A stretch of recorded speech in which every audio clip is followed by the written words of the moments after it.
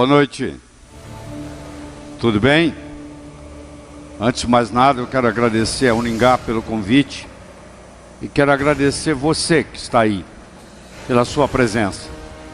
Nós vamos ter uma conversa de mais ou menos 1 hora sobre o poder do conhecimento que faz a diferença. Nós podemos ter um conhecimento do pescoço para cima, é um conhecimento abstrato que não leva a nada. E nós podemos ter um conhecimento que leva à competência de ação, que é isso que a vida exige da gente. Competência de ação. Esse tipo de conhecimento que nós vamos estar conversando. Eu gostaria de começar mostrando para vocês os números do ensino superior no Brasil, recentemente publicado, os dados de 2016 pela Absm Editora, mostrando que os dados de 2015, publicados em 2016, que são os últimos dados que nós temos, que existem 2.364 instituições de ensino superior, das quais 87,5% são instituições privadas. Vocês vão perceber que o governo jogou a toalha. O ensino superior brasileiro está nas mãos de instituições privadas.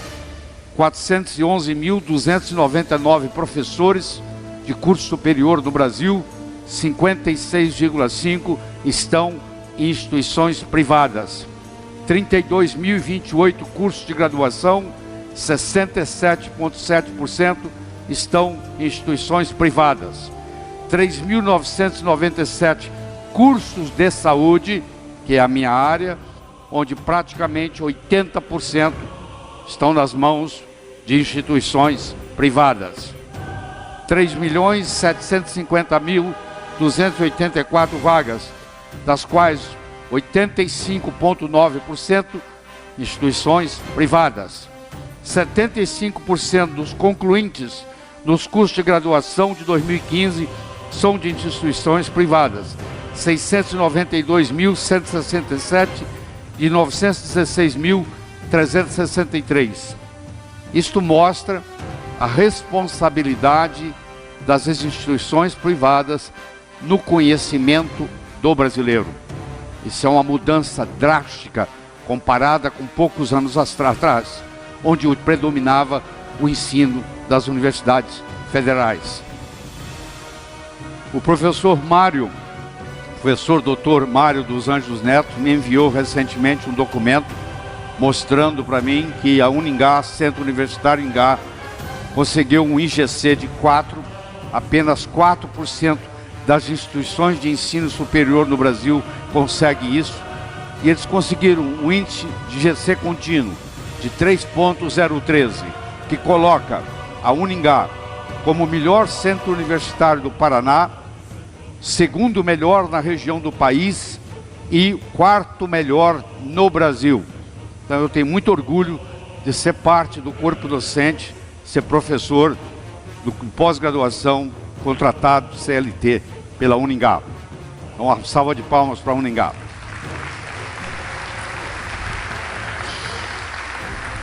Olha o que o Alvin Toffler dizia já mais ou menos há uns 20 anos atrás. Os analfabetos do século XXI não serão aqueles que não sabem ler e nem escrever, mas aqueles que não sabem aprender, desaprender e reaprender. Isso é um problema muito sério na área do conhecimento. O indivíduo faz um curso superior, pega ideias, congela essas ideias na cabeça, e como a dinâmica é muito grande, nós temos hoje, só na área de saúde, mais de 20 milhões de trabalhos científicos publicados, e publicam-se em torno, desse ano vai se publicar, mais de 500 mil trabalhos científicos na área da saúde. Você imagine que mesmo que eu estude 24 horas por dia, ninguém teria de condição de ler isso numa vida, isso apenas por ano. Mas você vai conversar com o pessoal, principalmente da área da saúde, que é a minha área. Eles estão com conhecimentos congelados. da época da faculdade ainda. Eu, nos cursos de pós-graduação pela Uningá, que eu ministro, nós encontramos médicos que chegam lá ainda com os conhecimentos obsoletos, aprendidos na faculdade de medicina, que não se modificaram mais. Eles congelam aquele conhecimento e pensam que vão poder sobreviver com eles o resto da vida. Mas a dinâmica mudou muito. Porque primeiro nós temos a era da agricultura. Mandava no mundo quem tinha terra. Era o latifundiário que mandava. Era a era da agricultura. Depois surgiu a era industrial. Mandava no mundo quem tinha capital, quem tinha dinheiro. Depois veio a era da informação. Passou a mandar no mundo quem tinha conhecimento. E agora nós deparamos com um novo mundo. Quem manda no mundo é quem sabe usar o mundo digital. Vocês estão aqui assistindo uma palestra e ao mesmo tempo está ali sendo passada na internet para mais de 50 mil pessoas no mundo inteiro nos assistindo aqui. Quando que eu podia sonhar sobre isso 10, 15 anos atrás? Que eu poderia estar dando uma palestra aqui e ter 50 mil pessoas nos assistindo simultaneamente. Fora os que vão assistir de hoje para amanhã. Então nós estamos parte de um novo mundo. E esse novo mundo é muito importante você entender, porque o crescimento é exponencial. Houve uma época na história que os algarismos eram romanos. Vocês estão vendo aí, ó, 1, 2, 3, 4, 5, 6, 7, 8, 9, e o zero não existia. Aí você deve estar pensando assim, zero não vale nada. O que vale zero? Aí os árabes inventaram o zero.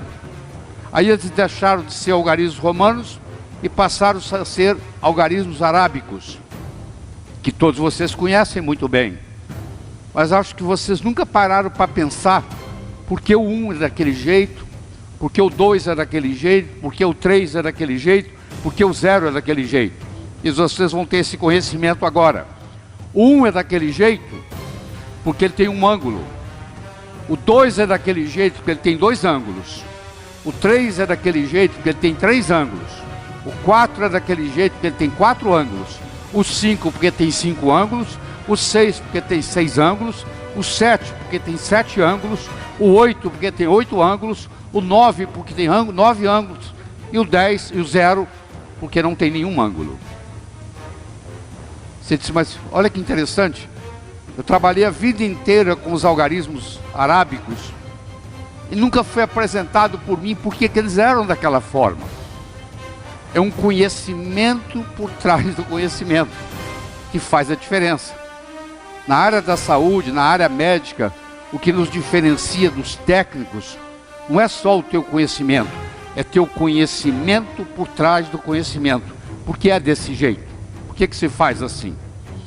Nós vivemos num mundo hoje que se caracteriza por 3 palavras. A primeira palavra chama-se complexidade. É muito mais complexo viver em Maringá hoje do que era 20 anos atrás, ou em qualquer cidade do mundo. A complexidade como um todo aumentou. Segundo, nós vivemos num mundo veloz. Nós vivemos no mundo da velocidade da luz. Sai uma notícia, imediatamente você tem acesso a essa notícia. Isso acontece em tempo real. E terceiro, vivemos num mundo incerto. Não adianta você ficar fazendo programação para daqui 10 anos. Você vai ter que mudar a sua estratégia, porque dependendo do que estiver acontecendo, tem que haver uma mudança de estratégia. E às vezes acontece com você o inesperado. Eu vou apresentar para vocês aqui um atleta que muitos de vocês conheceram. Ele foi americano, William Brewster Jenner. Ele ganhou o decathlon, que são 10 atividades esportivas diferentes. Ele foi o medalhista de ouro dos Jogos Olímpicos em Montreal. Medalhista de ouro desse esporte. É o mais difícil, porque são 10 atividades diferentes. E você quer saber onde ele está hoje? Pois bem, hoje ela é uma mulher. Está aí para vocês, ó. A partir de 2015, ele se declarou, mudou de nome, não se chama mais William Bruce Jenner, se chama Kathleen Marie Jenner e virou mulher. Quando que você ia esperar isso na história? Que um medalhista de ouro das Olimpíadas ia mudar de sexo.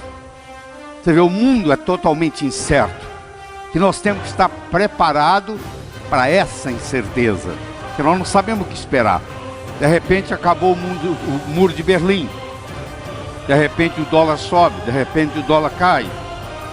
Aí toda a estratégia que você fez vai por água abaixo. Tempos diferentes produzem mentes diferentes, com novas formas de pensar. É dono do mundo hoje não quem sabe, mas quem aprende. Porque quem sabe, sabe conhecimentos obsoletos, que não funcionam mais no mundo de hoje.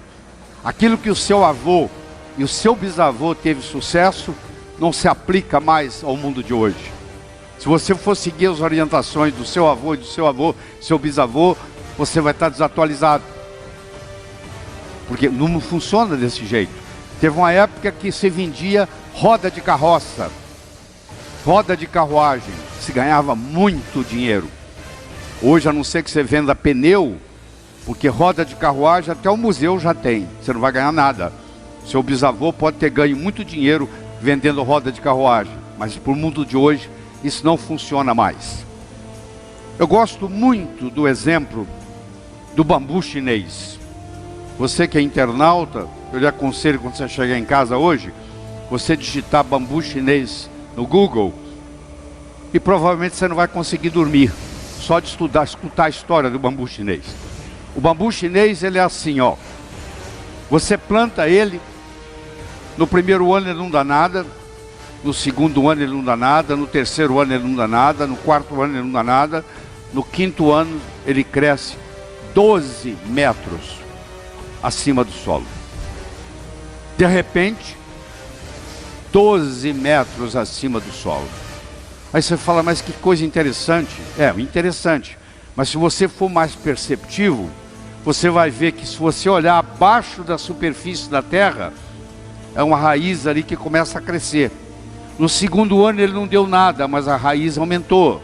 No terceiro ano ele não deu nada, mas a raiz aumentou. No quarto ano não deu nada, mas a raiz aumentou. E no quinto ano existe uma raiz forte e grande o suficiente para manter 12 metros acima do solo.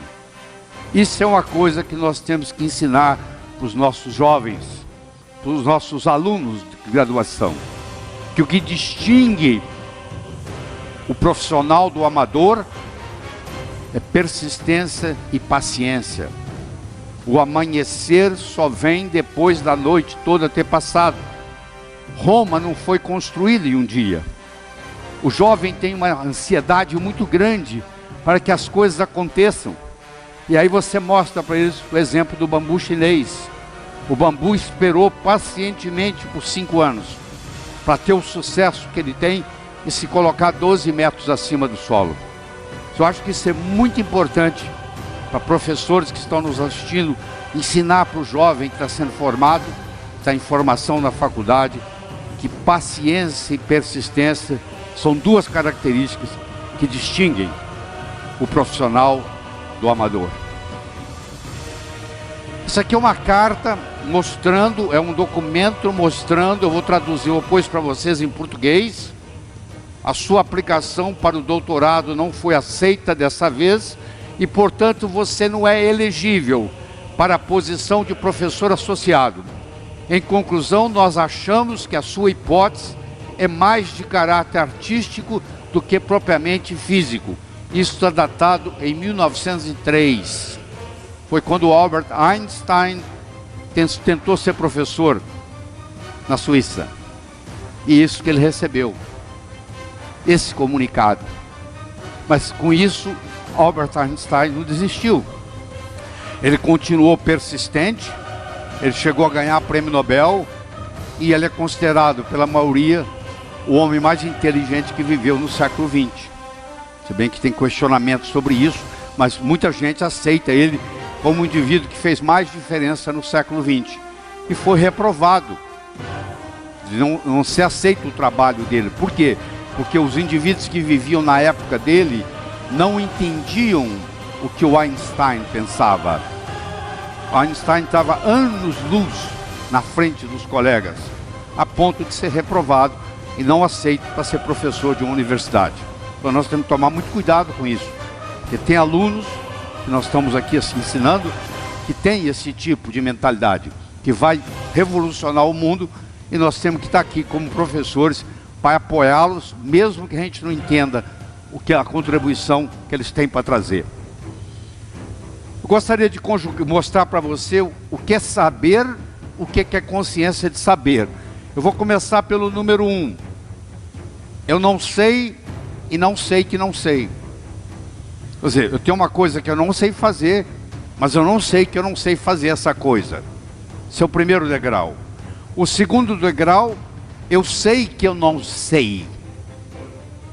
O terceiro degrau, eu sei, mas eu não sei que eu sei. Se você sabe, mas não sabe que sabe, é como se você não soubesse. É a pessoa que com 75 anos de idade descobre que ela é uma grande pintora ou uma grande escritora e lança seu livro, o primeiro livro, aos 76 anos de idade.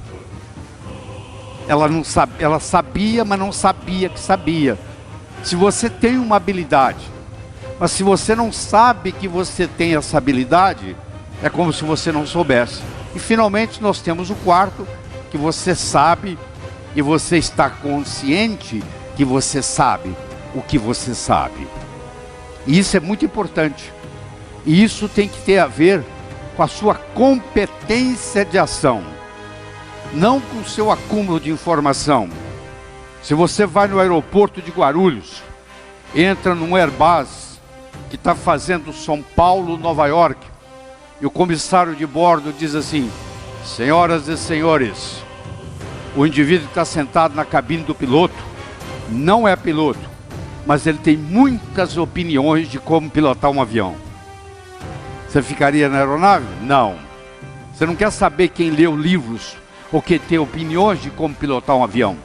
Você quer saber quem é que decola, voa e aterriza são e salvo em Nova York. Isso se chama competência de ação. No ensino superior, o que nós deveríamos estar fornecendo para os nossos alunos não é o conhecimento abstrato, porque esse entra num ouvido e sai no outro.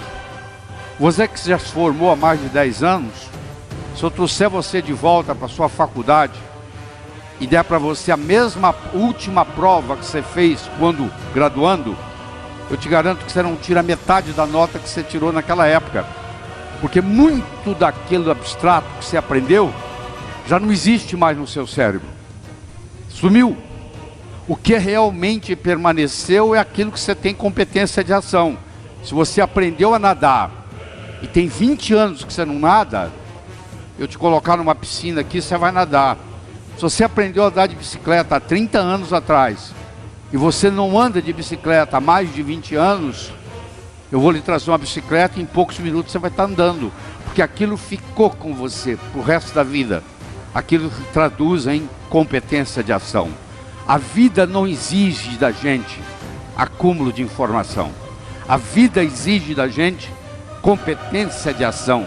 Esse é que é o verdadeiro conhecimento que tem que ser passado para aqueles que estão cursando um curso superior. Essa metáfora me acompanha há mais de 30, 35 anos. É um indivíduo atravessando um cabo de aço de um prédio para o outro. Você há de convir que 3 coisas são necessárias. Ele precisa querer, se ele não quiser, ele não anda. Ele precisa de saber, se não souber, ele cai. E precisa haver cabo de aço. O querer é a motivação. O saber é a estratégia.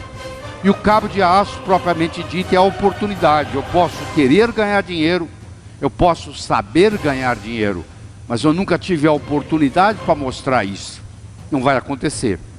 Então as coisas acontecem na vida quando nós combinamos a motivação com a estratégia, com a oportunidade. E a oportunidade na nossa vida, ela aparece de duas formas. Ou você corre atrás dela, ou ela vem fantasiada de problema e chega até você. Então, se você gosta de resolver problema, por trás de cada problema existe uma oportunidade. Em 1975, eu era dono de um hospital em Teófilo Otoni, em Minas Gerais. Era uma sexta-feira, o telefone tocou de um hotel e eles me disseram que lá tinha um hóspede que não falava português direito, que estava com dor no peito e suando frio. Se eu podia ir lá como cardiologista. Eu disse que eu estava saindo para um final de semana longo, que chamasse outro. E ele disse, ó, eu já chamei 2 médicos e eles falaram a mesma coisa. Eu falei, tá bom, estou indo. Cheguei lá, eu encontrei um sujeito polonês que falava praticamente nada de português. E na época eu falava muito pouco de inglês.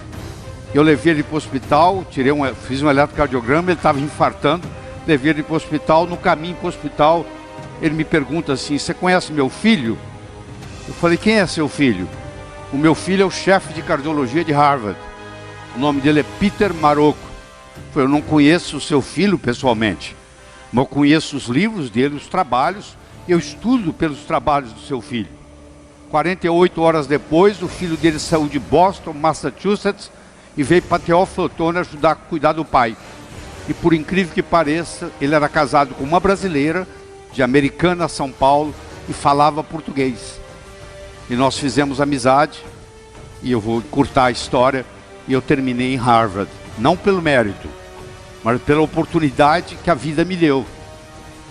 Naquele dia, quando eu fui chamado, ninguém falou para mim que eu ia atender o filho, o pai, do chefe de cardiologia de Harvard, que depois ele viria ao Brasil e que eu acabaria sendo convidado para ir para lá. Não, eu fiquei sabendo que eu ia atender alguém e que eu não poderia naquele final de semana ir para Alcobaça, na Bahia, que eu estava programado. Olha que interessante, a oportunidade, ela vem fantasiada de problemas. Por trás do problema existe a oportunidade esperando. Isso tem que ser ensinado para os jovens, a aprender a gostar de problemas, porque os problemas são os nossos melhores amigos, tá? Eles que nos fazem crescer. E você nunca terá uma segunda chance de causar uma primeira boa impressão. Então você, nos primeiros 3, 4 minutos que você conhece alguém, vai fazer uma diferença muito grande para você, o modo como você se comporta. Eu vou ilustrar isso aqui para vocês, mas do seguinte modo, que nós temos 2 tipos de poder. Nós temos o poder posicional, que é o poder da posição que nós ocupamos. Você é general do exército, todo mundo presta continência para você. É domingo de manhã, você dá de bermuda, camiseta, chinelo, você vai até a banca de jornal comprar um jornal. Ninguém sabe quem você é. A única coisa que vai se manifestar é o seu poder pessoal, que é um poder linguístico. A posição você pode perder. Você deixou de ser o CEO de uma empresa, você deixou de ser o diretor de uma escola, você deixou de ser um general do exército. Agora, o poder pessoal, você deixou de ser o capitão o comandante do avião. Isso são poderes posicionais. São todos passageiros. Todos eles passam. Agora, quando você ensina a pessoa a ter um poder pessoal, no momento que essa pessoa abre a boca, esse poder se manifesta. Isso tem que ser ensinado. A vida tem sempre o direito de nos surpreender, com coisas boas ou com coisas ruins. Nós temos que estar aberto para essa perspectiva, porque tudo o que acontece de importante na sua vida aparece num ângulo de 90 graus. Se eu perguntasse para você quais foram as 3 melhores coisas que aconteceram na sua vida até hoje, eu lhe garanto que pelo menos 2 das 3 não foram programadas. Você não levantou, acordou um dia e diz, hoje eu vou conhecer alguém, que eu vou começar a namorar, que eu vou me apaixonar, que eu vou me casar. Não foi assim. Você foi em algum lugar, você conheceu alguém, você namorou, se apaixonou, casou. A empresa que você trabalha hoje, você não acordou um dia e disse assim: hoje eu vou responder um anúncio do jornal, vou mandar o meu currículo, vou para uma entrevista de trabalho e eles vão me selecionar. Não. De algum jeito você foi para uma entrevista e você foi selecionado. Olha que interessante. A vida nos surpreende. Você tem que estar aberto para essa perspectiva. Porque as coisas importantes na vida acontecem num ângulo de 90. A importância da meta per se não é atingi-la. A meta nos ajuda a nos colocar em movimento, e nesse processo de movimento, num ângulo de 90 graus, coisas muito mais importantes vão ocorrer. Você vai até o supermercado comprar 1 quilo de açúcar, enquanto você está na fila esperando para pagar o açúcar, você começa a conversar com alguém, alguém te dá uma ideia e você fatura $1 milhão. Você foi para comprar 1 quilo de açúcar e você saiu com a ideia de $1 milhão. Então leve isso em consideração, que a vida tem sempre o direito de nos surpreender. Mas para isso acontecer, nós não podemos estar desse jeito aí. Nós temos que ter a mente aberta, que a nossa mente é igual paraquedas, só funciona aberto. Se o seu paraquedas não abrir, você vai morrer. A mente, para funcionar, a condição sine qua non é que ela tenha uma mente aberta. E, infelizmente, nós aprendemos muito na faculdade uma série de preconceitos no que diz respeito ao conhecimento, e achamos que aquilo que nós estamos aprendendo é verdadeiro. Eu digo sempre que na faculdade de medicina, que eu conheço muito bem, nem tudo que é verdadeiro é ensinado, e nem tudo que é ensinado é verdadeiro. E o médico vai descobrir isso com o passar da vida. Isso tem que ser revolucionado, isso tem que ser mostrado quanto na faculdade de medicina. Porque um erro ensinado vai custar vidas para muita gente. Você não sabe as consequências disso. E hoje, o bom com o mundo virtual, o mundo digital, isso está acontecendo. Porque hoje o paciente, ele chega ao consultório médico, muitas vezes sabendo mais da doença dele do que o próprio médico. E o médico tem que aprender a ter a humildade de ter ele como parceiro, e colocar o paciente para estudar para ele. Já que o médico não tem tempo, porque ele trabalha 14 horas por dia, e já que tem 500 mil publicações por ano, 500 mil de publicações na área da saúde por ano, quem é que vai fazer esse trabalho? Os pacientes que estão interessados nas suas próprias doenças. Então o médico tem que usar o paciente como parceiro, como fonte de conhecimento, e ter a humildade o suficiente para aprender com os pacientes. Isso tem que ter um ato de humildade para que isso ocorra. E nunca deixe aquilo que você não pode fazer atrapalhar aquilo que você pode fazer. Ah, eu não posso fazer isso, eu não posso fazer aquilo, eu não posso fazer aquilo. Eu não estou perguntando o que você não pode. Eu quero saber o que você pode fazer na situação que você está, com o conhecimento que você tem. Tem que começar de algum lugar. Você não pode ficar esperando ser super para começar. Você começa, e o melhor dos mestres é o próprio universo, que vai nos ensinar. Porque o universo nada ensina melhor do que a sua própria experiência. Claro que se você aproveitar a experiência alheia, encurta o processo de aprendizado, mas nada impede que você aprenda por si próprio. E hoje, mais do que nunca, há uma grande necessidade do autodidatismo, que é você aprender por conta própria. Porque se você depende de um mestre para lhe ensinar, você só chega onde o seu mestre chegou. Se você aprende a aprender sozinho, que é uma coisa simples de fazer, é só começar, o céu é o limite.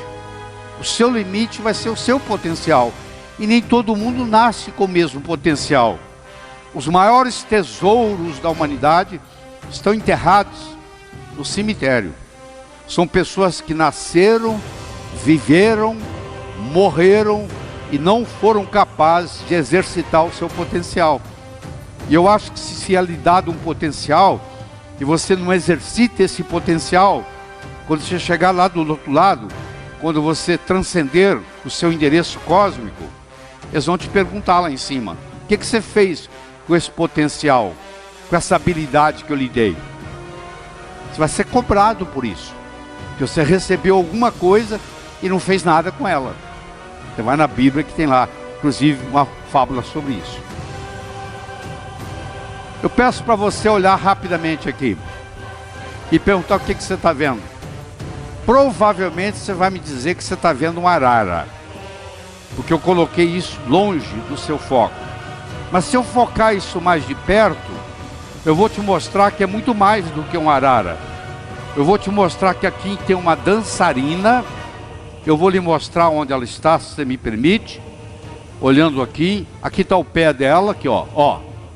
Aqui está o rosto dela, o braço dela está fazendo assim, ó. O braço vermelho ali, ó. Assim, o rosto dela aqui, uma mão dela aqui, a outra mão esticada. Você vê que não tem nada a ver com arara. Mas quando você olha desse jeito, parece arara. O resultado está nos detalhes. Então vamos ver se você é bom nisso aí. Eu tenho um desafio para você. Eu gostaria que você nesse momento escolhesse uma carta, seja lá qual for, faz diferença. Eu só quero que você garanta que você sabe qual a carta que você escolheu. Pode, se quiser, se tiver com papel, aí você pode até escrever qual a carta da sua escolha. Contanto que você escolha uma carta e saiba qual é essa carta, eu estou satisfeito. Aí eu vou fazer 1, 2 e já, e vou tirar sua carta de lá, ela vai sumir. Justamente a que você escolheu. Procura a sua carta de volta, vamos ver se você acha. Ela sumiu. Todos vocês passaram pela mesma experiência. A carta que você escolheu sumiu. E muitos de vocês não estão entendendo o que aconteceu. É um fenômeno muito simples, muito simples. Eu troquei todas as cartas. Você quer ver? Escolhe outra. Escolhe qualquer outra.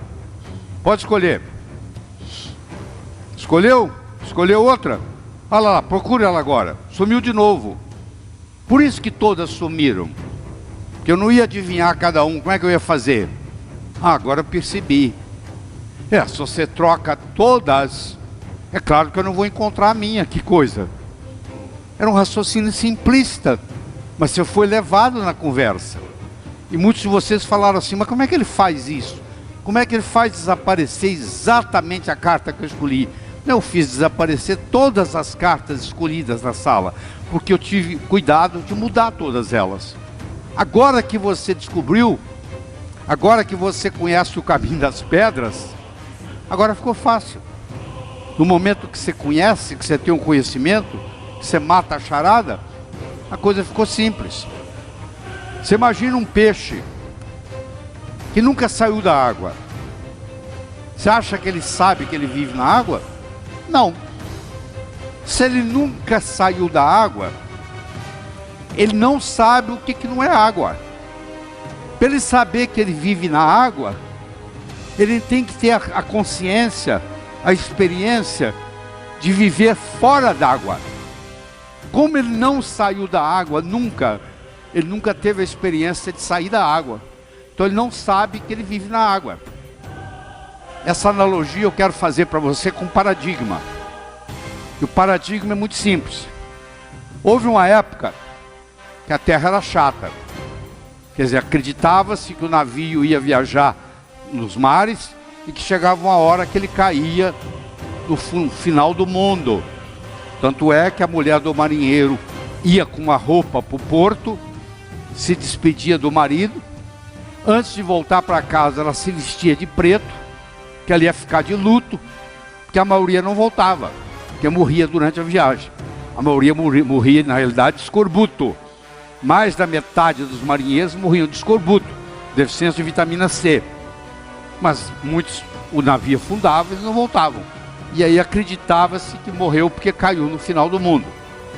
Quando foi trazido o conceito de que o mundo era redondo, o paradigma que nós vivemos hoje, de que o mundo é redondo, quando o mundo era plano, Era impossível fazer uma viagem de volta ao mundo, no mundo plano.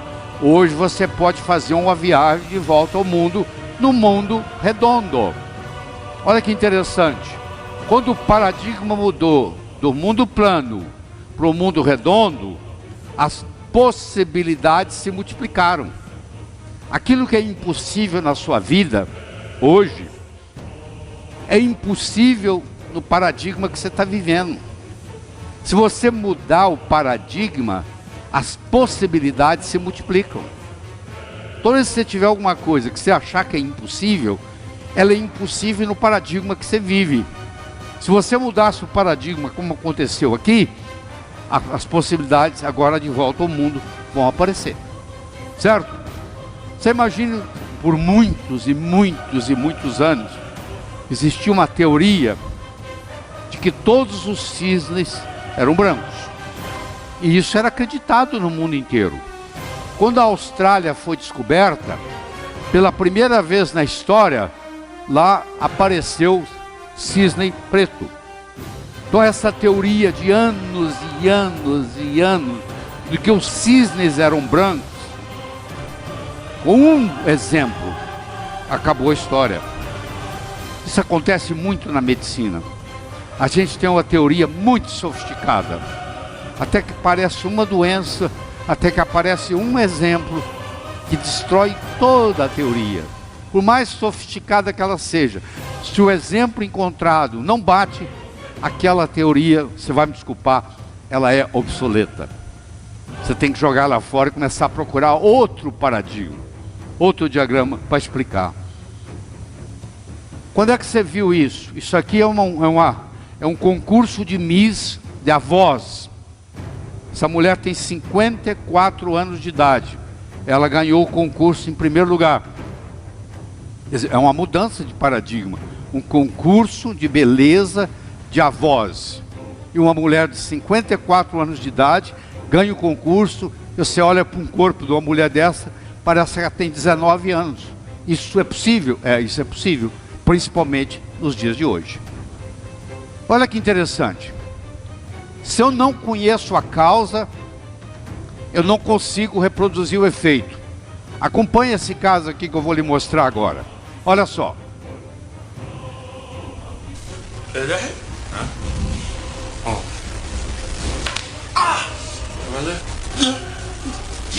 It's good, eh, bro? Go again. Okay. I think it's all in the neck.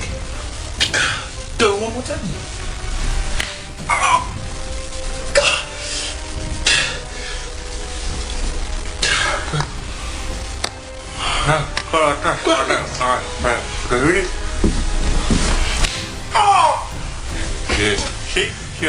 Nick agility, cuz. What? Nick agility. You're lost, man. Come on. Yeah, you try it. Nah. Come on. Try again. Harder, bro. You need to do it harder. Ready? Do it? Go and do mine again, then. Yeah. Look. It sounded. Se você não conhece a causa, você não consegue reproduzir o efeito. Você pode ganhar dinheiro, ficar rico, se estiver na hora certa, no lugar certo. Eu quero saber se vocês tomarem o dinheiro de vocês, se você ganha de novo. Porque pode acontecer que quem tivesse naquela hora certa, naquele lugar certo, seja você ou seja outro, ia acontecer.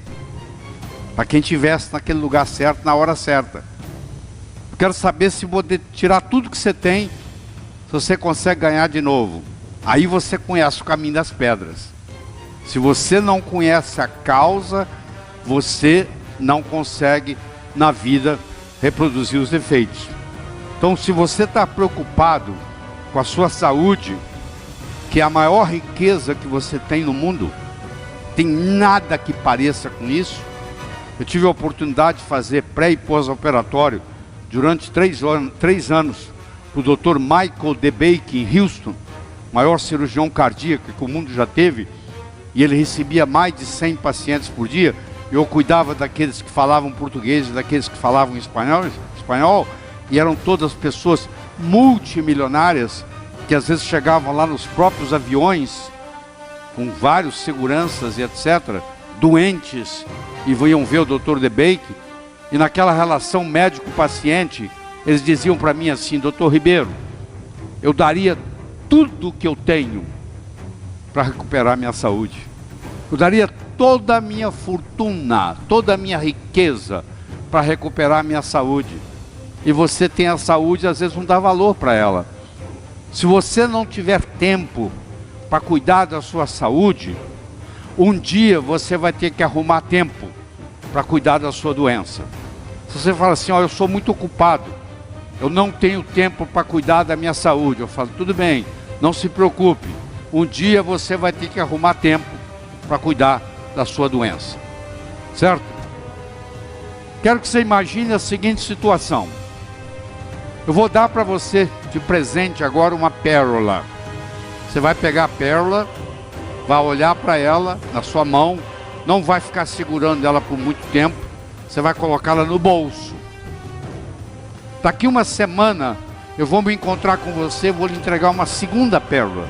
De novo você vai colocá-la na sua mão, não vai esperar muito tempo, vai colocá-la no bolso. Daqui 15 dias eu me encontro com você pela terceira e última vez, e te dou a terceira pérola, e de novo você coloca ela no bolso. Daqui 6 meses eu me encontro com você e pergunto assim: onde é que estão as pérolas que eu te dei? Você vai dizer mais ou menos assim: a primeira eu coloquei no criado mudo, a mocinha que arruma lá em casa não viu, jogou no lixo. A segunda eu esqueci no bolso da calça, a calça foi para a lavanderia e voltou sem pérola. E a terceira, você não vai acreditar, eu escondi de mim mesmo. Eu guardei tão bem guardado que eu não sei onde está. Não sei quantos de vocês já esconderam coisas de você mesmo. Está tão bem guardado que nunca mais você vai encontrar. Então você imagina o seguinte: se ao invés de eu lhe dar essas pérolas, que você perdeu as 3, eu lhe desse de presente um fio de nylon e orientasse você para colocar as pérolas no fio de nylon, fizesse um colar, e eu me encontrasse com você daqui 6 meses e perguntasse para você assim: onde é que estão aquelas pérolas que eu lhe dei? Você ia dizer assim: ó, elas estão aqui, ó, eu fiz delas um colar. Meus amigos, as pérolas são ideias. O cemitério está cheio de quem teve boas ideias, ou não as implementou, ou pior ainda, implementou e quebrou a cara. Você não sabe que com uma boa ideia pode estragar uma pessoa, uma boa ideia pode estragar uma empresa, uma boa ideia pode estragar uma família. No frigir dos ovos, o que interessa não são as pérolas, e sim o fio de nylon que segura elas. Eu encontro médicos na minha área, que eu posso falar, que tem muito conhecimento médico na cabeça, mas não tem modelos. O paciente chega na frente deles e eles não sabem fazer o diagnóstico, apesar de todo o conhecimento, mas faltou modelo. Isso é muito comum no ensino da medicina.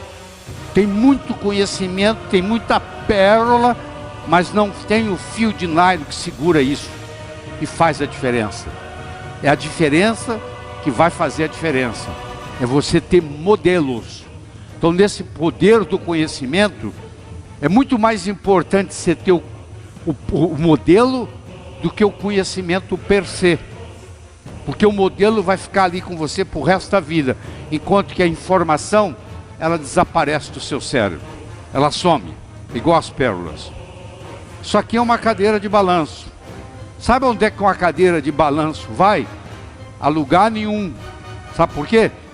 Ela oscila. Se você puser mais energia nela, ela oscila mais. Mas olha aqui o meu cotovelo. Ela não sai do lugar aqui, ó. Você deve conhecer gente assim. Você encontra, passa-se o tempo, você encontra de novo, a pessoa está no mesmo lugar. Dessa vez vai, não foi. Dessa vez vai, não foi. Por outro lado, isso aqui é um carro Fórmula 1. O carro Fórmula 1, como você sabe, é igual um avião. Ele não tem marcha ré. Ele só anda para frente. Ele foi feito para avançar. Então uma pessoa pode ter uma estrutura psicológica de cadeira de balanço, você deve conhecer muitos, e uma pessoa pode ter estrutura psicológica de carro Fórmula 1. Se a pessoa tiver uma estrutura psicológica de cadeira de balanço, a primeira coisa que eu tenho que fazer com ela é mudar a estrutura psicológica dela. Porque o conhecimento advindo de fora não vai resolver o problema. Não vai transformar uma cadeira de balanço num carro Fórmula 1. E há 6 anos que se passa, ou 5 ou 4, que se passa na faculdade, uma das funções do professor é ter a habilidade de trabalhar linguisticamente com a estrutura psicológica do aluno. E pegar um aluno que, por circunstâncias da infância, tem uma estrutura de cadeira de balanço e transformar essa estrutura num carro Fórmula 1, que só tem um destino: avançar. Então esse é um conhecimento que faz toda a diferença na área do poder do conhecimento. Certo? Eu fui diretor médico da Merck Sharp & Dohme para todos os Estados Unidos. Eu fui diretor executivo, cheguei a vice-presidente da Ciba Corporation, hoje Novartis. E quando eu mudei da Merck Sharp & Dohme para a Ciba Corporation, 2 empresas grandes e fortes, multinacionais, mas a Merck Sharp & Dohme, comparada na época com a Ciba Corporation, tinham uma gestão muito mais sofisticada. Eu me encontrei num problema muito sério de poder administrar aquele cargo que eu estava ocupando de diretor executivo e depois, posteriormente, de vice-presidente. Então eu desenvolvi um modelo que eu quero compartilhar com você, que eu chamo de um modelo de resolução de problemas, que vai servir para você para o resto da vida. Eu reuni as 300 e poucas pessoas que reportavam no meu departamento e disse para elas o seguinte: a partir de hoje, você só entra no meu escritório se você for capaz de me responder 4 perguntas. Primeiro eu vou te perguntar qual é o problema. Problema definido, 50% resolvido. Você deve conhecer esse ditado. Problema definido, 50% resolvido. Eu já participei de reuniões, como você já participou, onde depois de 40 minutos, cada um tem um problema diferente na cabeça. Então, a definição do problema é crucial para a resolução do problema. Aí eu vou lhe fazer uma segunda pergunta. Quais são as causas do problema? Se o seu pneu dianteiro direito está gastando, e você trocou o pneu e gastou de novo, e você trocou o pneu e gastou de novo, é melhor se alinhar as rodas, porque o problema está no alinhamento das rodas. E aí o seu pneu direito, dianteiro, não vai gastar mais. Quais são as causas? Claro que quando eu pergunto para ele quais são as causas, ele com os colegas começam a trabalhar, começa a ter um trabalho em equipe. Terceiro, eu vou perguntar para você quais são as possíveis soluções. E de novo, o trabalho em equipe vai surgir, porque um vai conversar com o outro, vai perguntar para o outro, vai ligar para um consultor. E finalmente eu vou te perguntar qual é, na sua opinião, a melhor solução. Olha que interessante. O sujeito está pronto para ir na minha sala, bater lá para me incomodar. Aí ele diz: bom, Lair vai me fazer 4 perguntas. Ele vai me perguntar qual é o problema, quais são as causas do problema, quais são as possíveis soluções e, na minha opinião, qual a melhor. Bom, qual é o problema? Ele vai definir. Problema definido, 50% resolvido. Ele vai ver quais são as causas, ele vai conversar com os colegas. Ele vai identificar as causas. Ele vai ver quais são as possíveis soluções. Ele vai ligar para um consultor e perguntar o que ele acha. E finalmente ele vai decidir, na opinião dele, qual é a melhor solução. Sabe qual a conclusão que vai chegar? Não preciso lá no Lair. Falei, eu mesmo resolvi. Então parou de vir gente me incomodar durante o dia, porque eles aprenderam a fazer isso. Leva isso aí de presente, porque isso aí em qualquer situação, pessoal ou profissional, vai alavancar o que você tem de conhecimento na vida. Tá bom? Eu queria que você desse uma nota de 1 a 10 para a beleza dessa mulher. Eu não vou perguntar para você que nota. Eu só gostaria que você desse uma nota. de 1 a 10. Eu vou assumir que você deu a nota. E agora eu vou continuar a apresentação. Deixa eu te mostrar direito. Essa é a mulher. Se você deu nota, você já está arrependido, não está? Porque se você deu uma nota por aqui, e agora você vê esse quadro aqui, já é bem diferente. Se você deu a nota por aqui, você perdeu a chance de fazer um pensamento sistêmico. Você viu uma parte dela e decidiu por ela toda.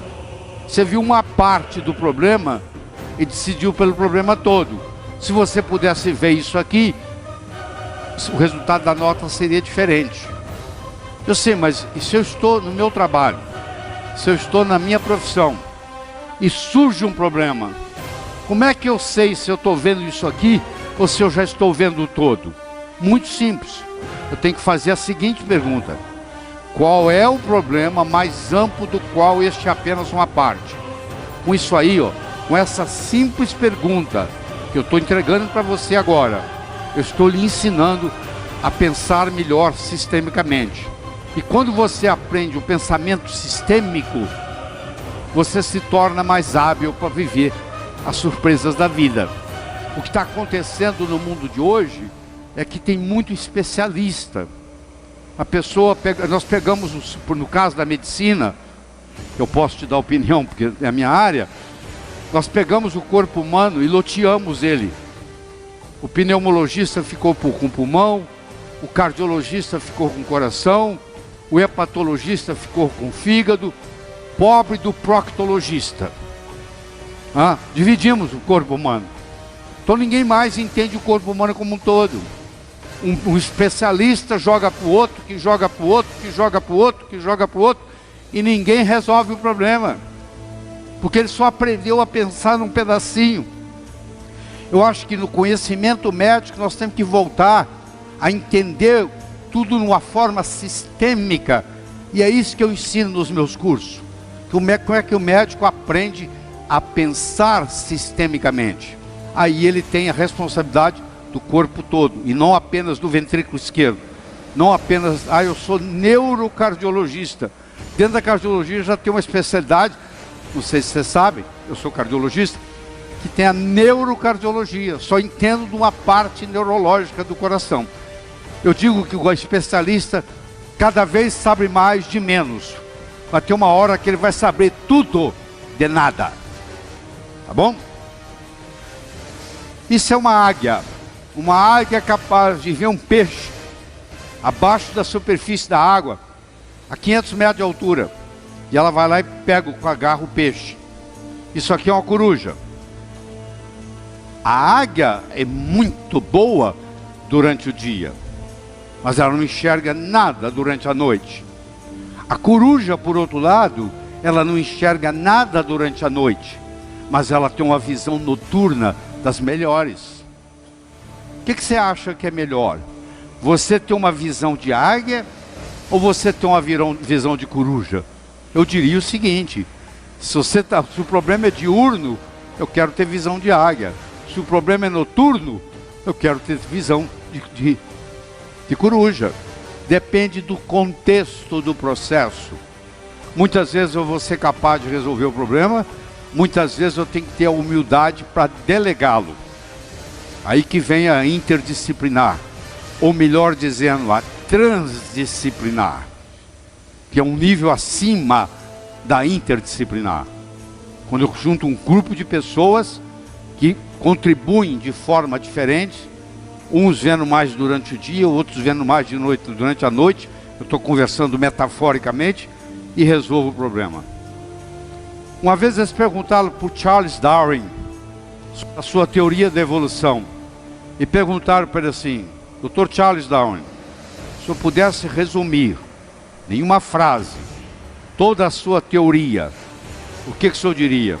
E ele respondeu: eu diria que não são as espécies mais fortes ou mais inteligentes que vão sobreviver, mas sim aquelas com a maior habilidade de adaptação. Não são os mais fortes ou mais inteligentes, os que se adaptam melhor. Não são as empresas mais fortes ou mais inteligentes que vão sobreviver. Aquelas que têm maior habilidade de adaptação. Vamos ver isso aqui. Aqui eu tenho um carvalho. Após uma tempestade, aqui eu tenho uma enxurrada. O carvalho tentou resistir à tempestade. A tempestade arrancou ele do solo com as raízes.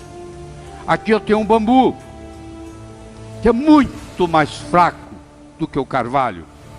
Mas o bambu, quando veio o vento e a tempestade, ele se adaptou ao que estava acontecendo. Ele dobrou-se, ele curvou-se e ele continua intacto aqui. O carvalho, que é muito mais forte do que o bambu, está indo na enxurrada e o bambu persiste aqui. Então essa capacidade de adaptação faz parte do poder do conhecimento. Eu tenho que ter essa habilidade de me adaptar ao contexto que isso está acontecendo. Vamos falar um pouco de saúde. Viver muito com saúde é o legado de um estilo de vida saudável. Saúde você não consegue comprar no mercado. Você não consegue comprar em lugar nenhum. Mesmo que você tome suplementos, vitaminas, se você não tiver um estilo de vida saudável, isso não vai acontecer. Então, primeiro eu tenho que ver quais são os melhores alimentos. O melhor alimento que existe no mundo, sem dúvida, é o leite materno. Que a mãe deve dar tempo integral, 6 meses, primeiros 6 meses de vida, e de preferência, mesmo que seja parcial, não só, vai complementando, por até 2 anos. Dizem que o Popó, aquele lutador de boxe, nas entrevistas que ele dá, ele diz que mamou até os 8 anos de idade. Que ele atribui ter sido campeão mundial, porque ele mamava de pé na mãe. Com 8 anos tem que mamar de pé, não tem outro jeito, né? Então ele mamou até os 8 anos. Então esse é o melhor alimento que existe. Não está disponível para vender. O segundo melhor alimento que existe está aqui, ó. Há mais de 20 anos eu digo o seguinte: se você me trouxer um trabalho científico dizendo que ovo faz mal, eu rasgo o meu diploma de medicina. Tem 20 anos que eu venho falando isso. Claro que eu encontro um trabalho assim: ovo frito em canola aumenta o colesterol. Batatinha frita em canola também aumenta o colesterol. Mandioquinha frita em canola também aumenta o colesterol. Então o que está acontecendo não tem nada a ver com ovo.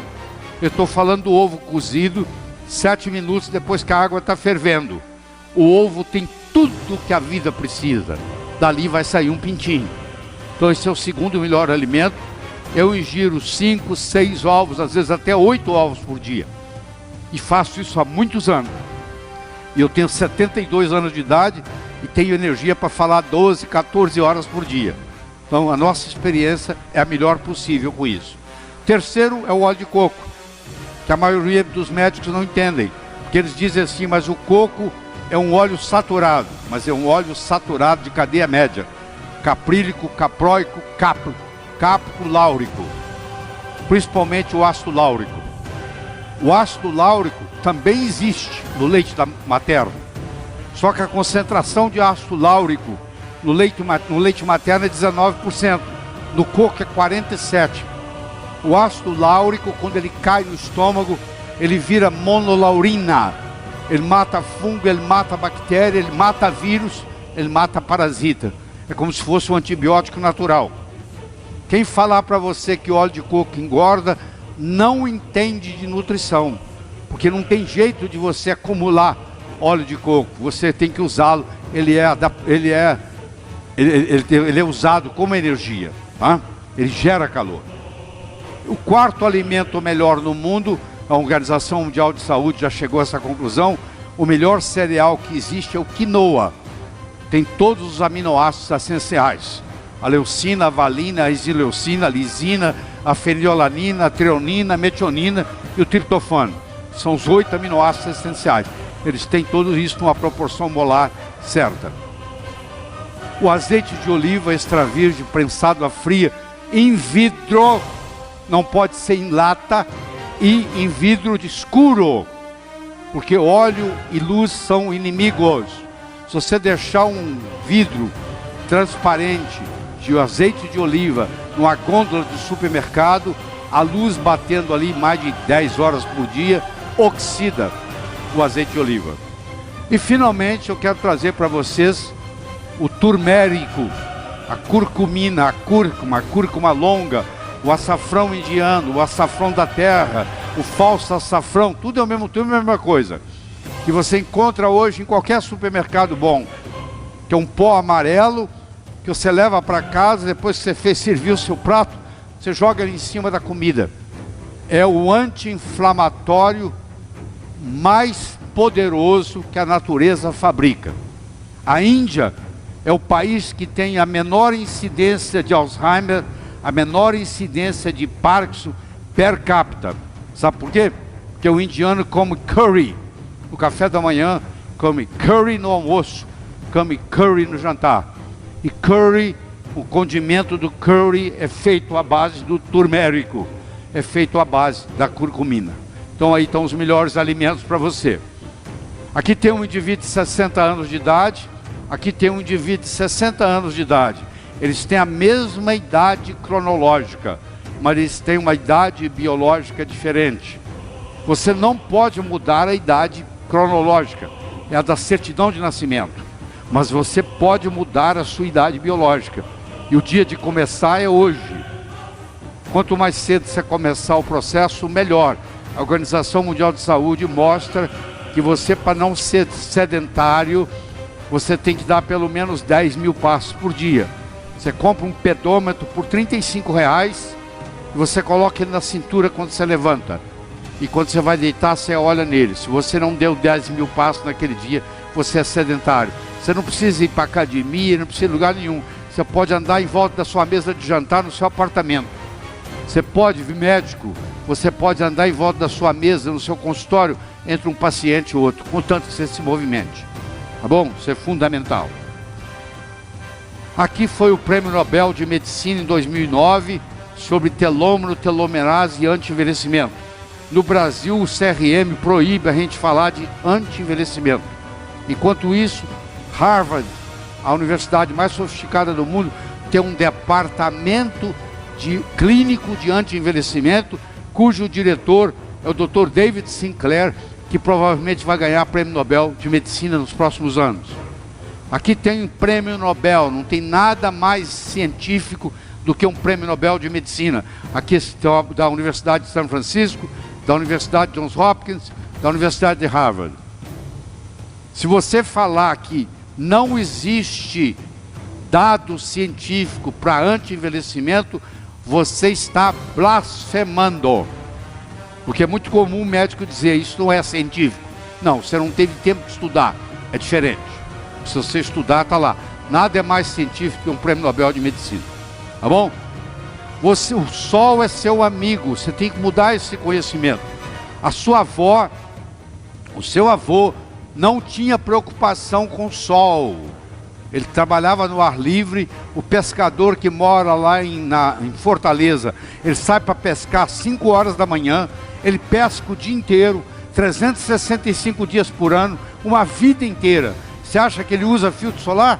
Não.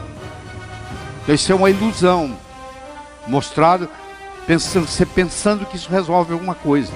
O filtro solar, como ele tem uma série de ingredientes químicos, que inclusive tem a ação de estrogenicidade, muitos deles funcionam como se fosse hormônio feminino, prejudicando até a masculinidade do homem. Então, mas houve uma lavagem cerebral e você deixou de aproveitar esse seu grande amigo, que é o sol, que é um dos melhores remédios que você tem. Eu chamo de helioterapia, que é o uso inteligente do sol. Eu não estou falando para você ficar 12 horas queimando, não. Eu estou falando para você tomar 15, 20 minutos de sol, de preferência ao meio-dia, que é a melhor hora de tomar sol. Porque é o momento que você tem mais raios ultravioleta B, que vão produzir o hormônio mais potente do corpo, que você chama de vitamina D3, que foi descoberta, quando descoberta, deram o nome errado, chamaram de vitamina. Na realidade é um hormônio, é o hormônio esteroidal mais potente que existe no corpo, que é fabricado a partir do sol, tá? Porque o que interessa é resultado. O resto é conversa fiada. Nós estamos tendo uma disruptura na prática médica.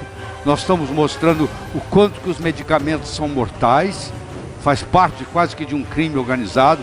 Quanto que está custando a sua saúde? Hoje você pega um brasileiro com 65 anos de idade, ele toma no mínimo 5, 6 remédios, ele toma um remédio para pressão alta, ele toma um remédio para diabetes, ele tem um remédio para artrite e assim por diante. Se você olhar há 100 anos atrás, isso não existia. As pessoas eram muito mais saudáveis. Hoje a maioria dos idosos são gagá, tem demência, tem problema de cognição e muitas vezes causado pela polifarmácia, porque nós médicos temos um defeito muito grande.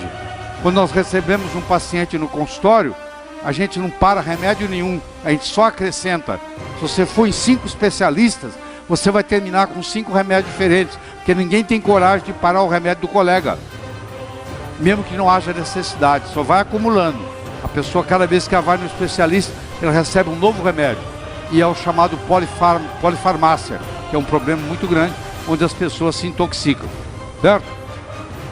Aqui está mostrando, eu estou destacando a cardiologia aqui, porque eu sou cardiologista. Só 28% dos cardiologistas estão satisfeitos em serem cardiologistas. Essa é a média dos médicos. Menos de 30% dos médicos, nós médicos, não estamos satisfeitos com o que nós estamos fazendo, porque nós não vemos resultados. O que interessa é resultado, e a gente não vê. Os pacientes crônicos continuam crônicos. E enquanto isso, há um grande aumento do número de estudantes de medicina. Nós estamos aqui, está mostrando que está chegando aqui a 420, nós temos 420 mil médicos no Brasil no momento. Mas aqui está 420 mil médicos e insatisfeitos com o que está acontecendo.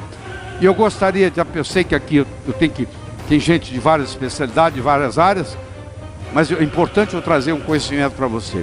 Eu vou mostrar para você um filme agora, que não é novo não, ele é de 1987. O Dr. Walter Brickman, de Viena, na Áustria, descobriu isso. E a maioria dos colegas ainda não usa até hoje. Vou mostrar para você aqui um caso, aqui, o Dr. Walter Birkmeyer e o filho dele, o Dr. George Birkmeyer. Isso foi feito pela primeira vez em 1987. Isso está disponível no Brasil, não é um remédio, é um suplemento. Você vai ver o que acontece. Vamos lá.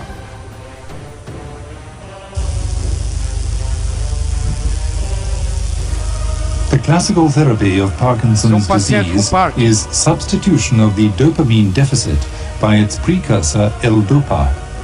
We have developed a new therapeutic concept, the stimulation of the endogenous L-Dopa biosynthesis in the brain of Parkinsonian patients by NADH.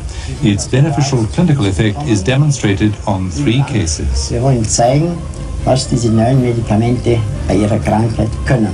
Sagen Sie mal das Wort Ele vai fazer um teste com ele. Eletricidade. Ele pronunciar palavras. E essas palavras, ele não consegue pronunciá-las direito. Stoßen Sie mal mit den Händen nach vor. This patient is a 52-year-old biochemist 52 anos. Tem 4 anos que ele tem He Parkinson. suffers from Parkinson's disease since 4 years and was treated with Madopar, the classical medication. In spite of this therapy, his disability deteriorated and could not be improved even with higher dosages of Madopar or other Olha a additives. dificuldade que ele tem para levantar. Olha. The patient has difficulties in getting up from his seat and in walking. Olha a dificuldade que ele tem para andar. Jetzt gehen wir He geradeaus. moves forward in small, tripping steps.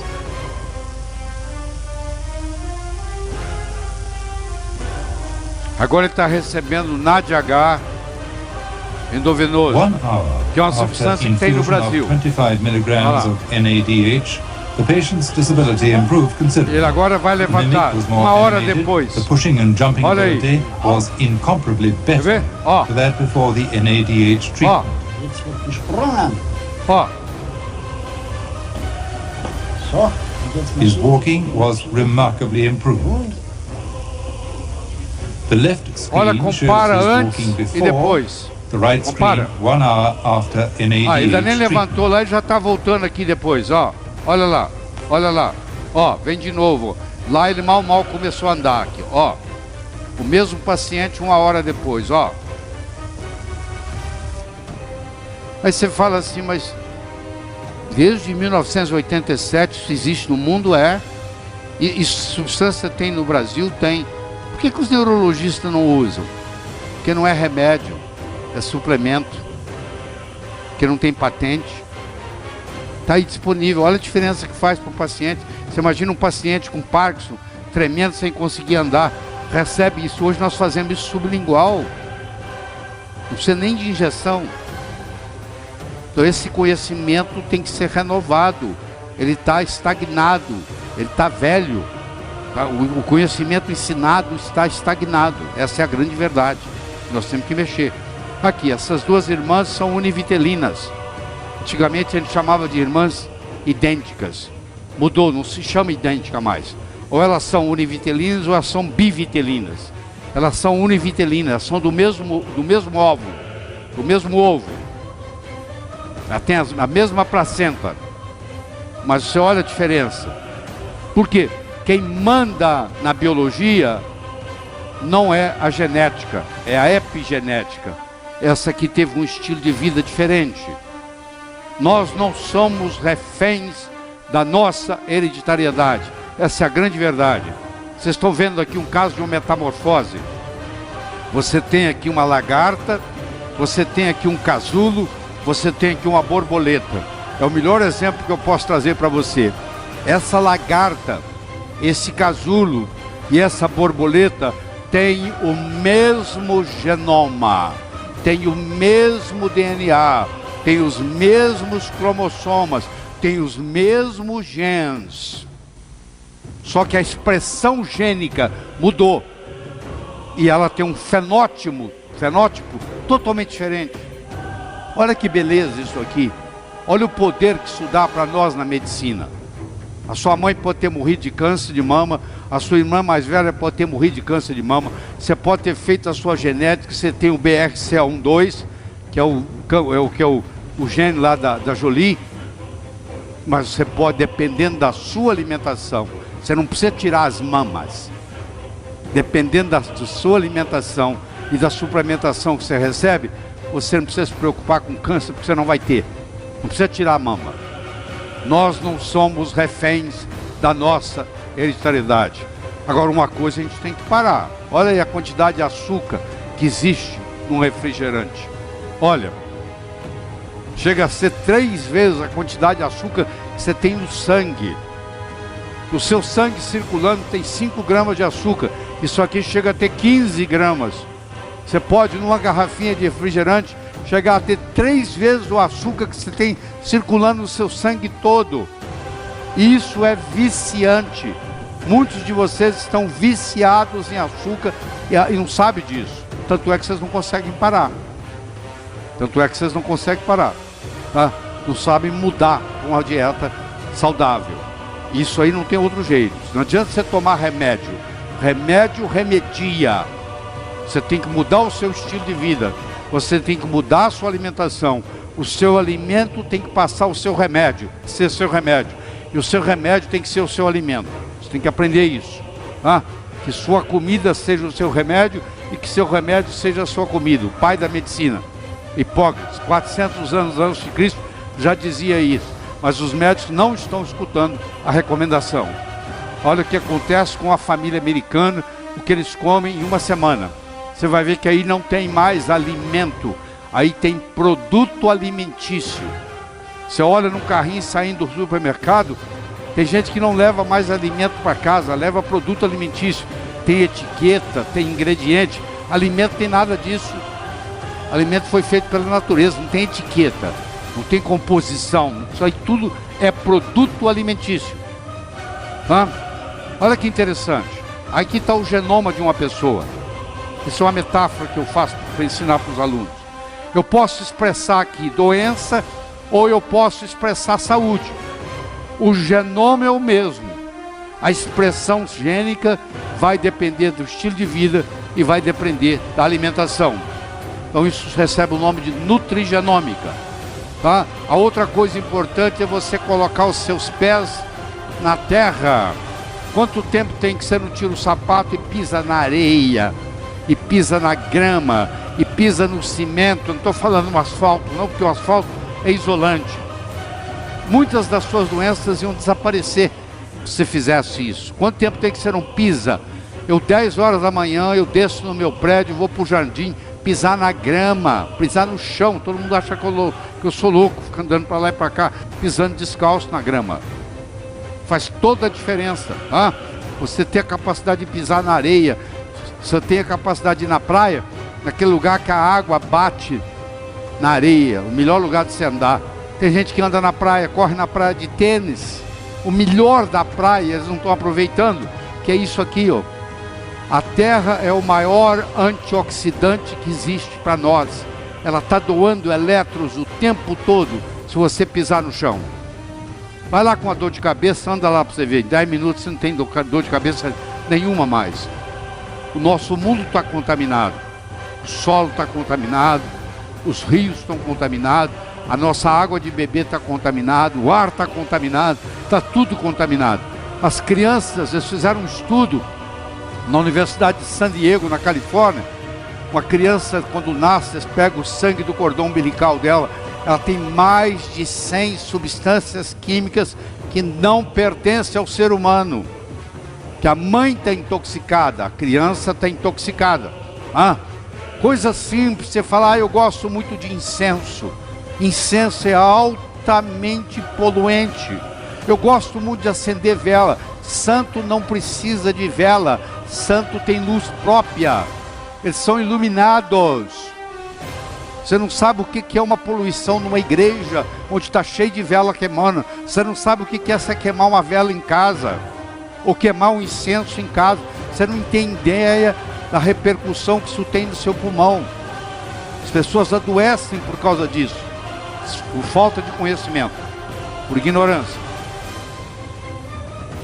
Eu sinto dizer para vocês, mas eu estou quase terminando a palestra, mas eu não posso ir embora sem falar isso. Primeiro, que não existe óleo de canola. Essa preposição faz toda a diferença.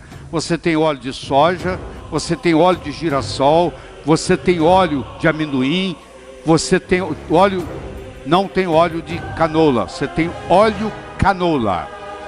Por quê? Porque canola não é uma planta. Canola é uma sigla, Canadian Oil Low Acid. Cousa é a planta que mata o cavalo, que mata a vaca que come, porque dá uma doença cardíaca, dá uma miocardiopatia no animal que come.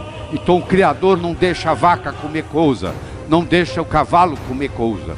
Cousa era usado para fazer lubrificantes para automóveis, para motores.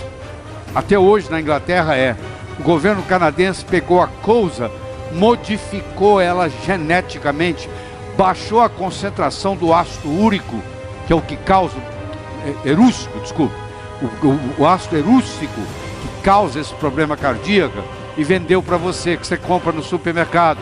Ela é geneticamente modificada, ela é usada como óleo lubrificante.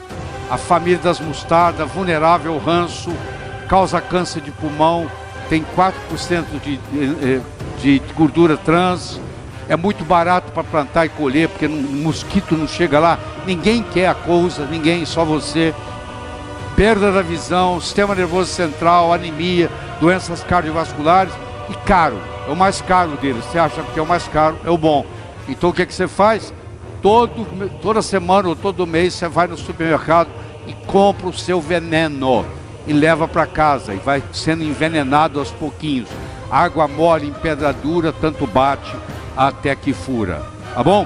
Então talvez esteja na hora de você trocar de óleo. Tá bom? Aquele que não tem tempo para cuidar da saúde terá que arranjar tempo para cuidar da doença. E o que nós estamos buscando, quando nós estamos falando na área médica, nós estamos falando mais do que saúde. Nós estamos falando de otimização fisiológica, que é isso que você tem que procurar estudar e ler. Hoje há uma democratização da informação. Antigamente a informação era segura, poucas pessoas tinham acesso. Hoje qualquer um tem acesso, qualquer um entra no Google e aprende o que quiser sozinho. Olha que coisa interessante. Você tem abelhas operárias e abelha rainha. Uma abelha operária, ela vive 5 semanas. Sabe quanto vive uma abelha rainha? 6 anos. A abelha rainha vive 62 vezes mais do que uma abelha operária. Elas têm o mesmo genoma. Elas são irmãs gêmeas. Sabia disso? Elas têm a mesma estrutura de genoma, o mesmo DNA. Todas as abelhas fêmeas de uma colmeia são irmãs gêmeas.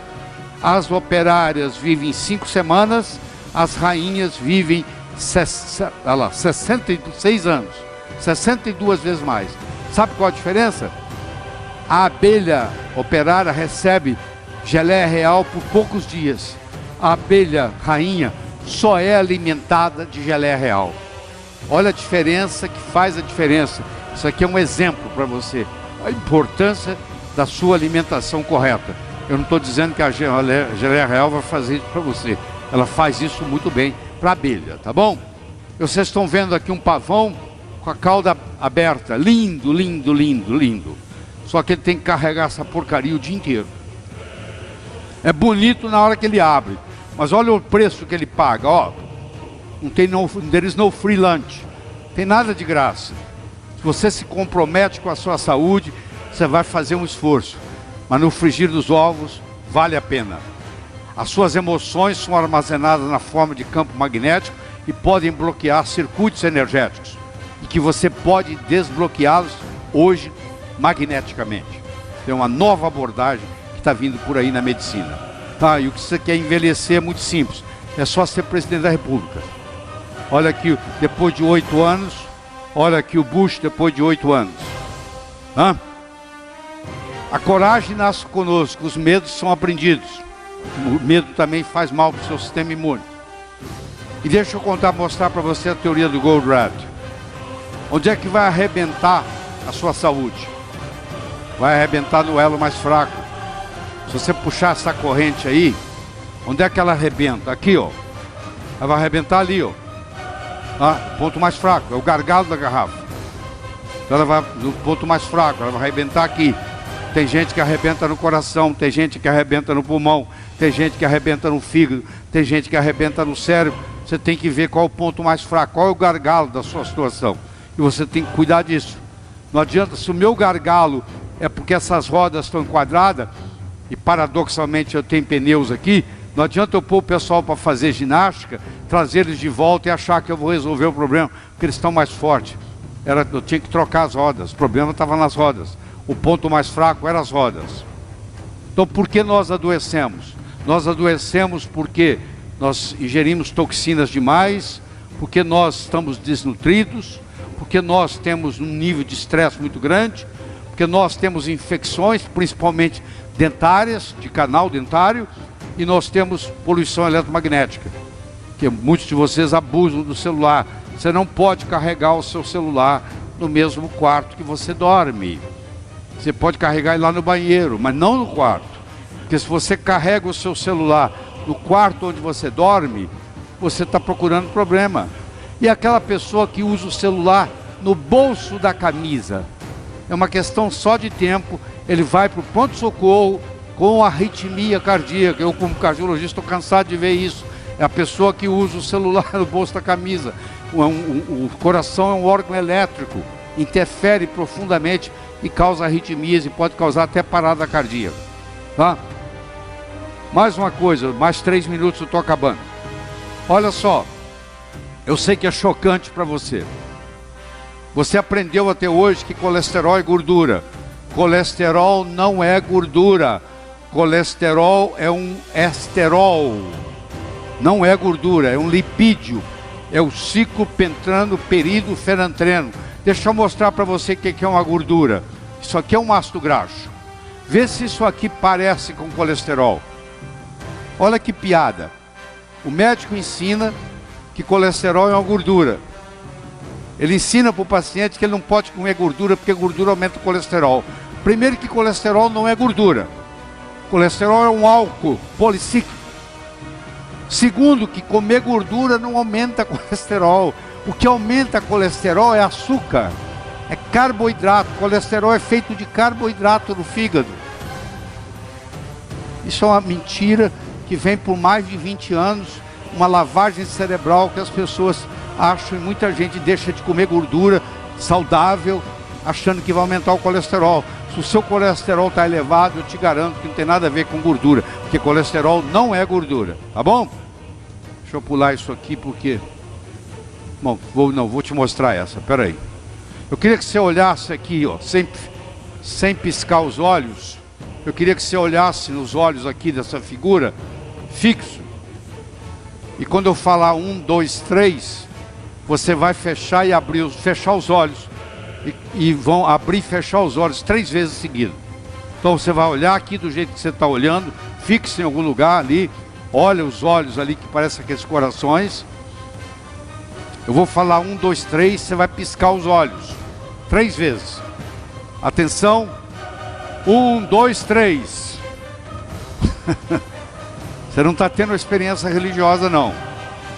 Você não viu Jesus Cristo. O que aconteceu? Eu criei um modelo para você, que criou um padrão no seu cérebro. Eu pedi você para piscar os olhos, você começou a ver Jesus Cristo ali. Você não vai chegar em casa e contar que você teve uma experiência religiosa aqui comigo, não. Eu estou lhe mostrando como é que funciona. Se eu tenho quais são as suas crenças que não estão trazendo resultado desejável? Porque se eu uso óculos azuis, eu vou chegar aqui e vou achar que esse mundo aqui todo é azul. Se eu usar óculos vermelhos, eu vou achar que é vermelho. Eu interpreto a minha realidade pela minha experiência.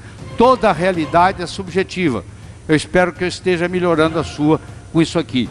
Eu gostaria de terminar com uma história. Era uma vez um escritor que vivia à beira-mar. Ele tinha por costume caminhar na praia de manhã, e à tarde e à noite ele escrevia.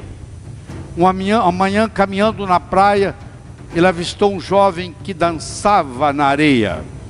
Aquilo despertou a curiosidade dele. Ele se aproximou e perguntou para o jovem: o que você está fazendo, jovem? Está dançando? Ele falou: não, eu estou jogando estrelas do mar de volta ao oceano. A maré está baixa, o sol está quente, e essas estrelas do mar estão morrendo desidratadas na areia. Eu estou jogando-as de volta ao oceano. O escritor olhou para o jovem e disse: será que você não entende, jovem? Existem centenas e centenas e centenas de quilômetros de praia. Existem centenas de milhares de estrelas do mar na areia. Você jogar uma ou outra de volta ao oceano não vai fazer nenhuma diferença no total. O jovem foi lá, pegou uma estrela do mar, jogou no oceano, olhou para o escritor e disse: para essa eu fiz diferença. O escritor foi para casa. Naquela tarde ele não conseguiu escrever. Naquela noite ele não conseguiu dormir. Na manhã seguinte ele se juntou ao jovem e os dois juntos começaram a jogar estrelas do mar de volta ao oceano. Eu não sei qual o impacto que essa nossa conversa de 1 hora e pouco vai ter em você, mas eu vou dizer uma coisa: se fizer diferença para um de vocês, eu já me dou por satisfeito. Muito obrigado.